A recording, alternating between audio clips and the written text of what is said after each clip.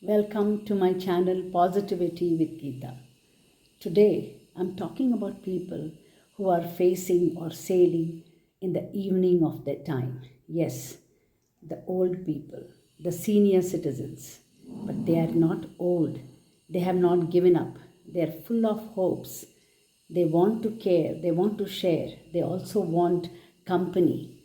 And I'm going to stress upon this factor because this has become an important issue today in our society where the youngsters have no choice but to leave the country and go outside for jobs. And even if they are in the city, they are not able to keep their parents. I don't understand what changed, what happened that the same other generation of ours where people lived in 15, 20 in joint families, yet they were having jobs, and yet the widowed mother or the single woman or the old grandmother all had shelter, all were taken care of, all were given care and sharing. So they never felt any other issue. I have never heard. I mean, it was there. I won't say that they didn't have dementia or any other psychological issues or loneliness or anything. We do not know. But today, the percentage of such diseases is increasing, and that is alarming. And that makes us sit back and feel what happened. I'm not against the nuclear family, nor am I against the joint family or for the joint family. Just trying to analyze how this change has affected the older generations. Yes, they are in old age homes, they are in senior citizens care center, they are fine. But are they really fine? Emotionally, are they fine? We have to look into this matter. We take everything else is okay. You can give them tablets, you can give them doctor's care, medication, give them healthy food. But what they require is a healthy mind and emotional stability. And that stability comes with family, with company, with friends, comes with love, warmth, and affection. Time and again, we stress on this point that we all need people, so that that important emotional outburst, you need to laugh, you need to cry, you need to feel for each other. But if you don't have anybody, whom are you going to feel for? And see the plight of these people. You say, what is there? She lives in the senior citizen home, gets the best food, watches all the TV programs, she enjoys, she has all the cultural activities, but she still longs for a son or a daughter. There are many cases of this kind. The widow who has lost everybody, and then she's a rich woman who stays in the senior citizen home waiting for her son to come one day.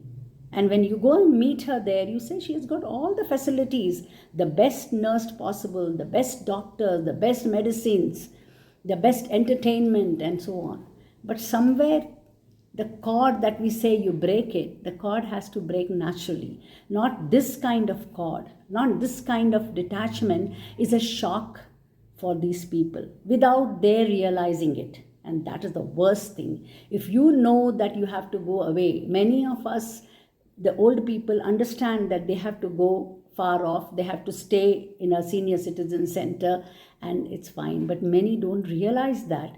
And many of them have forgetfulness, they have all kind of psychological diseases in different stages, and you find all of them concentrated in all these old age homes or what you call the care center, senior care centers, and so on.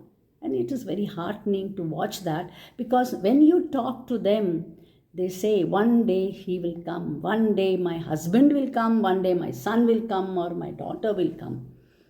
When? That's a big question mark. They come, they say, and they see, oh, everything is fine. You have given the medicine on time. Her BP is fine. Her temperature is fine. Oh, she's looking good, healthy, fine. Everything, parameters are fine. You can only understand the physical parameters. What about the emotional parameters, which will not be revealed? And the woman just sits and cries after they leave. That loneliness.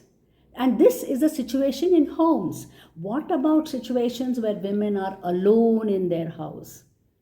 They don't have children, they don't have any siblings, nobody to help them. They are locked up in the room. It's a case study which I want to present today, which is a very pathetic state of many people who live alone because they are guts. They have, you say, oh, she's self-made person, she's independent. Have you ever asked her what she's going through? Otherwise, she has to be self-motivated. She has to have friends. She has to have a very active social life. He or she, if they cannot have. There's a case of a woman who lost her mind, became crazy. She became disoriented. She was hallucinating often. And she would cry and call people on the phone and say, keep me. I want to stay with somebody. I cannot. She realized that she cannot stay alone. And she was so stubborn, she didn't even want to stay in senior citizen home, nor she wanted anybody to take care of her in her house. But the least we could do was talk to this woman. That's all. But even then, when she realized slowly, a woman who was absolutely social butterfly, suddenly her windows are closed, doors are locked, day in and day out, she just sits in that house and she wants to talk to people. That's the only contact she had. And then when she called people, most of the time they thought she's just telling, because she would just say, I'm not well, and people, then she'll realize everything is fine. So she cried, they thought she cried wolf. And when she really was serious and called people, nobody turned up. And the tragedy was that she died, God knows how, but she died all alone. Now this, when you listen to it, we all listen to it a very detached face, because this is not your mother or your grandmother or your aunt. But somewhere somebody's grandmother, somewhere somebody's aunt, somewhere somebody's sister is alone, asking for help. Even if she cries wolf, at least the least we can do is look up to them, spend some time with these people before it's too late. And this is what is happening in most of the cases where women, men, old men, grandparents have died all alone in their house without expressing that they want. They express, they say, I want somebody.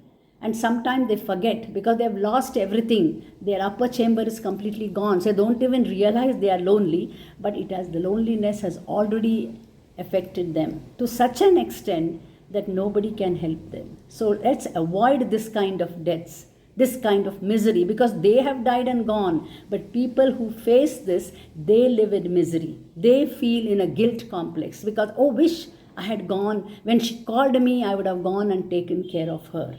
If that feeling comes to you, better late than never. Even now, if any of your near and dear ones call you for help, even if she's crying wolf, go and attend to her. Don't wait for her to go away from this world and then you feel, oh, wish I had done something. So this is the issue that we all are facing. We facing because we have lost them. They have gone. We don't know what is happening for them. But this is an issue. Please pay attention to it. And don't ignore these factors. When any near and dear in your house is calling you for help, go and help them, at least over a phone call. That will do a great service, noble service to them. So thank you once again for joining me and listening to me with this sharing of this old age issue, one of the aspects, one of the emotional trauma which the old people are facing. And thank you. We will meet again with another issue, another interesting topic. And if you have anything to share, you're welcome to share. Thank you once again for watching.